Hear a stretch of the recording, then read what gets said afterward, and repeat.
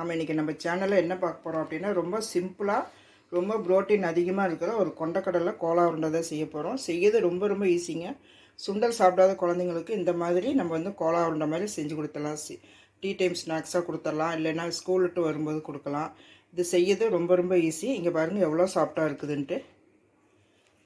பாருங்கள் மொறு மொறுன்னு இருக்குது, நல்லா சாஃப்டாக இருக்குதுங்க. கையில் வச்சோன்னே பிஞ்சு போகுது, வெளியே மொறுன்ட்டு உள்ளே வந்து நல்லா சாஃப்டாக இருக்குது. இது எப்படி செய்யுது அப்படின்ட்டு வாங்க ஃப்ரெண்ட்ஸ் வீடியோக்குள்ளே போய் பார்க்கலாம். வீடியோக்குள்ளே போகிறதுக்கு முன்னாடி புதுசாக பார்க்குறவங்க நம்ம சேனலை சப்ஸ்கிரைப் பண்ணி வச்சுக்கோங்க. வாங்க எப்படி செய்யுதுன்ட்டு போய் பார்க்கலாம். கொண்டக்கடலை கோலா உருண்டை செய்யறதுக்கு நான் வந்து வெள்ளை சுண்டல் வந்து ஊற வச்சு ஒரு விசில் விட்டு எடுத்துருக்குறேன். ஒரு விசிலே கொஞ்சம் முக்கால்வாசி வெந்துருச்சு. இப்போ நம்ம இதை அரைக்கணும். இது கூட வந்து 1 ஸ்பூன் கரம் மசாலா, 2 ஸ்பூன் வெறும் மிளகாத்தூள், 1/2 ஸ்பூன் மஞ்சத்தூள், 1 ஸ்பூன் சோம்பு, கறி மசாலா தூள் ஒரு டேபிள் ஸ்பூன் எடுத்துக்கலாம். அப்படி இல்லைன்னா 2 ஸ்பூன் எடுத்துக்கோங்க, அப்படி இல்லைன்னா ஒரு டேபிள் ஸ்பூன் எடுத்துக்கோங்க. இது கூட வந்து ஒரே ஒரு வெங்காயம், ஒரு பெரிய வெங்காயம் தான் எடுத்துருக்கேன், நீங்கள் சின்ன வெங்காயம் வேணாலும் போட்டுக்கலாம்.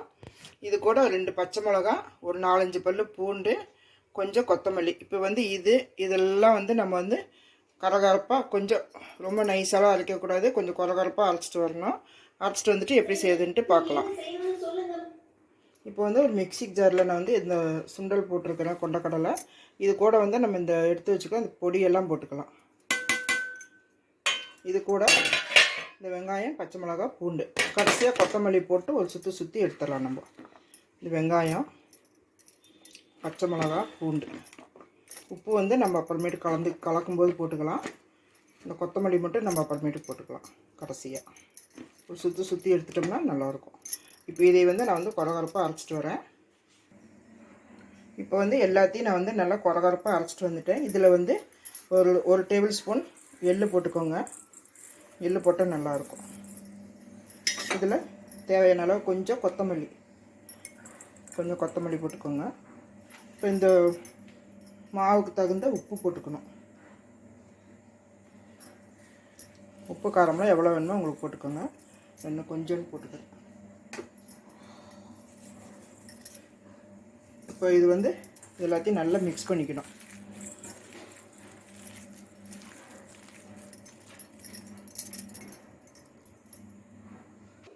இப்போ வந்து இது கூட வந்து நீங்கள் வந்து ஒரு 4 டேபிள் ஸ்பூன் கடலை மாவு கொஞ்சம் சேர்த்திக்கோங்க.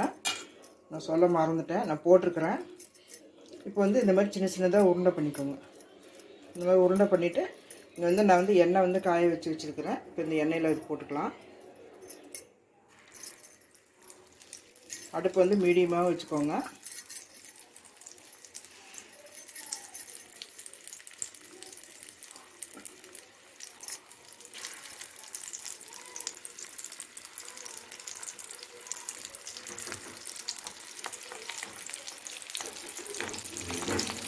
இது வந்து கொஞ்சம் வந்ததுக்கப்புறம் நம்ம திருப்பி விட்டுக்கலாம்.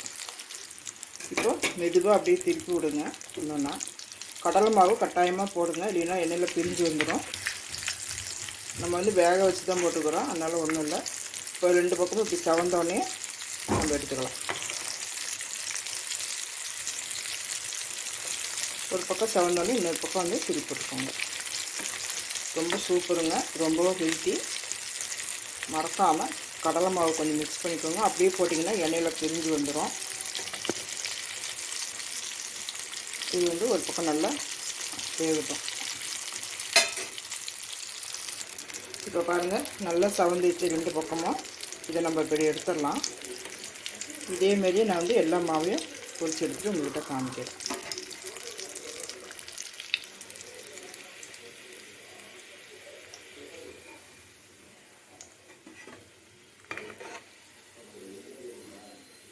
சூப்பராக நல்லா சாப்பிட்டா நல்லா இருக்குது. இதேமாரி நான் வந்து எல்லாத்தையும் பொரிச்சிட்டு உங்கள்கிட்ட நான் காமிக்கிறேன். இங்கே பாருங்கள் ஃப்ரெண்ட்ஸ், நான் வந்து இப்படி எல்லாமே இந்த வடசட்டி எவ்வளோ பிடிக்குதோ அந்த அளவுக்கு எல்லாத்தையும் நான் போட்டிருக்கிறேன். இப்போ இது வந்து நல்லா அப்படியே மெதுவாக பரட்டி விடுங்க. எல்லா பக்கமும் நல்லா கோல்டன் கலர் வந்ததுக்கப்புறம் நம்ம எடுத்துக்கலாம்.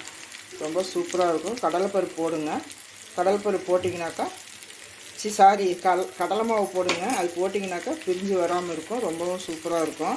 அந்த வீடியோ வந்து மிஸ் ஆயிடுச்சு. இதே மாதிரி செஞ்சு பாருங்கள். எவ்வளோ பிடிக்குதோ அந்த அளவுக்கு போட்டுக்கோங்க. அவ்வளோதான் ஃப்ரெண்ட்ஸ், அருமையான ஒரு கொண்டக்கடலை கோலா உருண்டை ரெடி பண்ணிட்டோம்.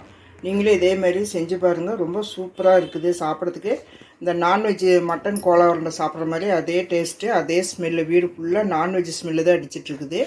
நீங்களே இதே மாதிரி செஞ்சு பார்த்துட்டு எப்படி இருக்குன்னு கமெண்ட்டில் சொல்லுங்கள்.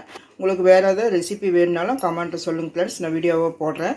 இந்த வீடியோ பிடிச்சிருந்தா லைக் பண்ணுங்கள், ஷேர் பண்ணுங்கள், கமெண்ட் பண்ணுங்கள், சப்ஸ்கிரைப் பண்ணிவிட்டு அப்படியே பக்கத்தில் இருக்கிற பெல் பட்டனை கிளிக் பண்ணிங்கன்னா ஆல்ன்ற ஆப்ஷன் வரும். அதை ப்ரெஸ் பண்ணுங்கள். அப்போ தான் நான் போடுற எல்லா வீடியோவும் உங்களுக்கு நோட்டிஃபிகேஷனுக்கு வரும். மீண்டும் அடுத்த ஒரு நல்ல வீடியோவில் சந்திப்போம். நன்றி, வணக்கம்.